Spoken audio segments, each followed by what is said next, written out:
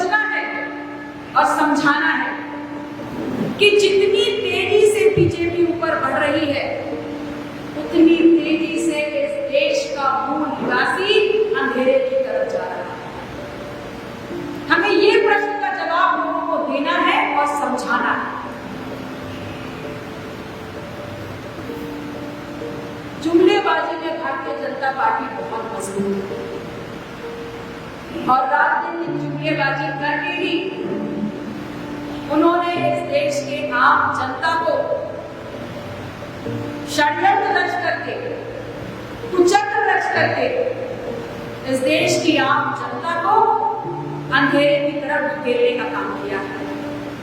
वो मूल निवासी, वो बहुजन जो इस देश का मालिक है, उसके हाथ से वो मालिकाना हक छीन करके अंधेरे की तरफ धकेल दिया और चंद मुट्ठी भर लोगों को इस देश का मालिक बना दिया। एक कहावत आप लोगों को बताती हूं, यह आप सब लोगों को मुझसे ज्यादा पता है। पूर्णिमा की रात का चांद देखा है? पूर्णिमा की रात में सिर्फ चांद नजर आता है, लेकिन अमावस्या की रात में, उस रात में आकाश का जो सौंदर्य होता है वो हजारों टिमटिमाते झिलमिलाते सितारों की वजह से होता है और यही आकाश की सार्थकता है। तो इस सवाल का जवाब दीजिए, क्या सरकार का उद्देश्य और लक्ष्य सिर्फ एक व्यक्ति विशेष का कल्याण हो सकता है? नहीं हो सकता। सरकार का उद्देश्य और लक्ष्य तो बहुजन का हित ही हो सकता है। आज संगठन की संयुक्त बैठक में मुख्य अतिथि के रूप में उपस्थित राष्ट्रीय अध्यक्ष माता कृष्णा पटेल जी इस सदन की अध्यक्षता कर रहे थे। माननीय अध्यक्ष डॉक्टर CL पटेल जी इस सदन का संचालन कर रहे थे। प्रदेश प्रवक्ता विनोद कसेरा जी, मंचासीन राष्ट्रीय कार्यकारिणी सदस्य आदरणीय महेंद्र मास्टर साहब, आदरणीय स्वामीनाथ पटेल जी, एडवोकेट अशोक पटेल जी, हमारे साथ मंच और कारवां को लगातार आगे बढ़ाने में हमारा साथ दे रहे पूर्व प्रदेश अध्यक्ष, पूर्व विधायक राम सजीवन निर्मल जी, हमारे सामने उपस्थित विधि मंच प्रदेश अध्यक्ष दिलीप पटेल जी, विधि मंच महासचिव राम सिंह जी, यहाँ उपस्थित जयकरण जी, राष्ट्रीय कार्यकारिणी अजय पटेल जी, प्रदेश कार्यकारिणी से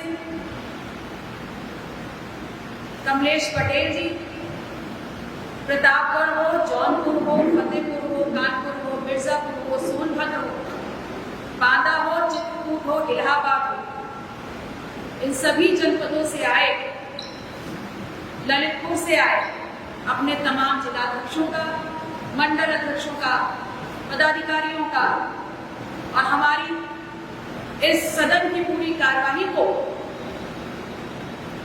लिखने से स्वरूप प्रदान करने वाले प्रदेश महासचिव गगन यादव जी का, आप सभी का इस सदन में डॉक्टर सोनेलाल पटेल जी के चरणों में श्रद्धा सुमन अर्पित करते हुए आप सभी का हार्दिक स्वागत, अभिनंदन और वंदन करते हैं। चुनाव के बाद हमने ये कोशिश की है कि लगातार सबके संपर्क में रहें। हमारे सभी लोग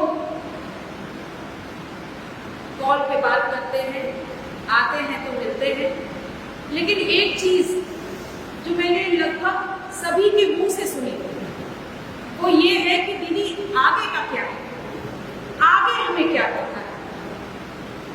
तो मैं ये सोचती हूँ कि संगठन के ये सभी लोग, ये जमीन से जुड़े हमारे जो कार्यकर्ता हैं, वो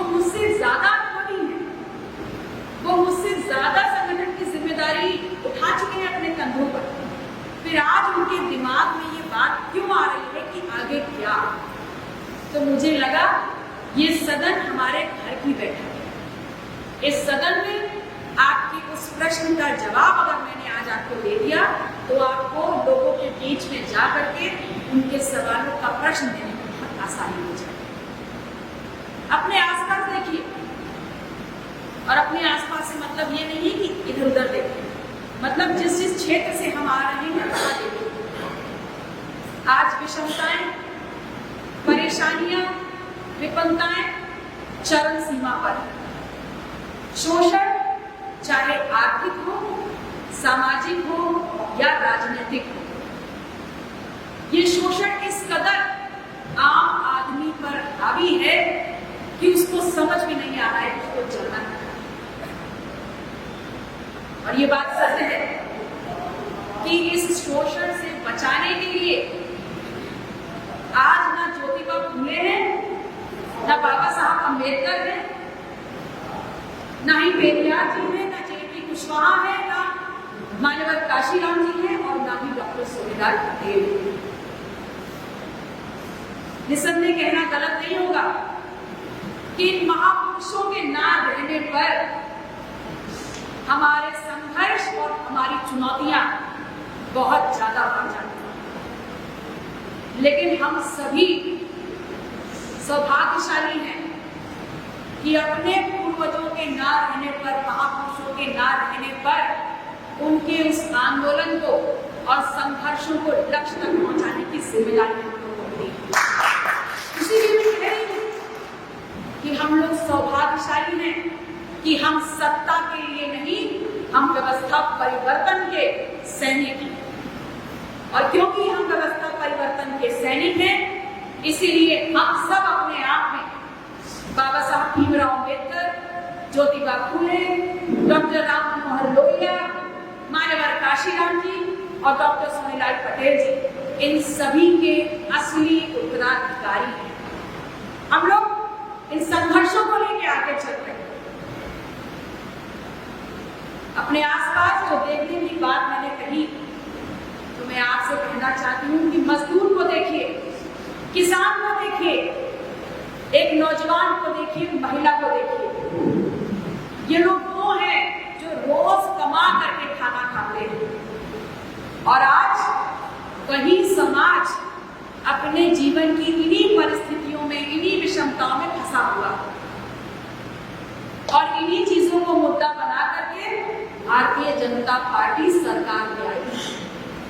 और सबसे ज्यादा मजाक की बात तो ये है कि जिन मुद्दों को उठा करके भारतीय जनता पार्टी सरकार में आई, आज उनकी लोकप्रियता चरम सीमा पर पहुंच गई।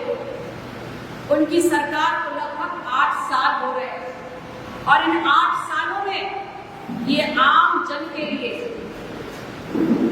बीमारी, शिक्षा, बेरोजगारी, रोटी, ये सब चीजें जो है लगभग उनकी लोकप्रियता से भी 4 गुना ऊपर बढ़ चुकी है। तो हमें करना क्या है? हमें करना ये है और ये समझना है और समझाना है कि जितनी तेजी से बीजेपी ऊपर बढ़ रही है, उतनी तेजी से इस देश का मूल निवासी अंधेरे की तरफ जा रहा है। हमें ये प्रश्न का जवाब लोगों को देना है और समझाना है। जुमलेबाजी में भारतीय जनता पार्टी बहुत मजबूत है और राजनीतिक जुमलेबाजी करके ही उन्होंने इस देश के आम जनता को षड्यंत्र रच करके, कुचक्र रच करके इस देश की आम जनता को अंधेरे की तरफ धकेलने का काम किया। वो मूल निवासी, वो बहुजन जो इस देश का मालिक है, उसके हाथ से वो मालिकाना हक छीन करके अंधेरे की तरफ धकेल दिया और चंद मुट्ठी भर लोगों को इस देश का मालिक बना दिया। एक कहावत आप लोगों को बताती हूं, ये आप सब लोगों को मुझसे ज्यादा पता है। पूर्णिमा की रात का चांद देखा है? पूर्णिमा की रात में सिर्फ चांद नजर आता है, लेकिन अमावस्या की रात में, उस रात में आकाश का जो सौंदर्य होता है वो हजारों टिमटिमाते झिलमिलाते सितारों की वजह से होता है। और यही आकाश की सार्थकता है। तो एक सवाल का जवाब दीजिए, क्या सरकार का उद्देश्य और लक्ष्य सिर्फ एक व्यक्ति विशेष का कल्याण हो सकता है? नहीं हो सकता। सरकार का उद्देश्य और लक्ष्य तो बहुजन का हित ही हो सकता है। और हमको इन्हीं बातों को लेकर के समाज के बीच में जाना है और लोगों को समझाने का काम करना है। आज देखिए, महंगाई और बेरोजगारी की चपेट में आम आदमी किस तरह फंसा हुआ है। क्या ये महंगाई वास्तविकता है? ये प्रश्न मैंने इसलिए पूछा कि ये महंगाई असल में महंगाई नहीं है, ये महंगाई बनाई गई महंगाई है ताकि हमारे धन की लूट की जा सके। और ऐसा क्यों कह रहे हैं? मैं ऐसा इसलिए कह रही हूं, आपको उदाहरण से समझाती हूं। अगर हमारी जेब में आने वाली आमदनी से ज्यादा रोजमर्रा की जिंदगी में हम खर्च कर देते हैं, तो आप ये बताइए हमारे धन की और हमारी कमाई की लूट हो रही है कि नहीं हो रही? आज 50% से ज्यादा इस देश में बच्चे कुपोषण का शिकार है। 10%, बामुश्किल 10% लोगों के पास जो सुविधाएं होनी चाहिए, मूलभूत सुविधाएं हैं, और 90% जनता भुखमरी की कगार में है और उनके सामने जो ये चक्रव्यूह रचा गया है, षड्यंत्र रचा गया है, उसमें फंसे। इसी तरह की स्थिति बेरोजगारी की। बेरोजगार को देख लीजिए, उसका संघर्ष बढ़ रहा है। और डॉक्टर राम मनोहर लोहिया क्या कहते हैं? उन्होंने कहा कि संघर्ष तो युवा करता है और युवा को करना भी चाहिए। और आज बहुत अहम हो गया है कि सामाजिक न्याय की इस लड़ाई में हम समाज के बीच में जाकर के अपने आंदोलन के साथ युवाओं को जोड़ने का काम करेंगे, क्योंकि हम डॉक्टर सोनेलाल पटेल के सैनिक हैं। अपना दल की विचारधारा के कार्यकर्ता है।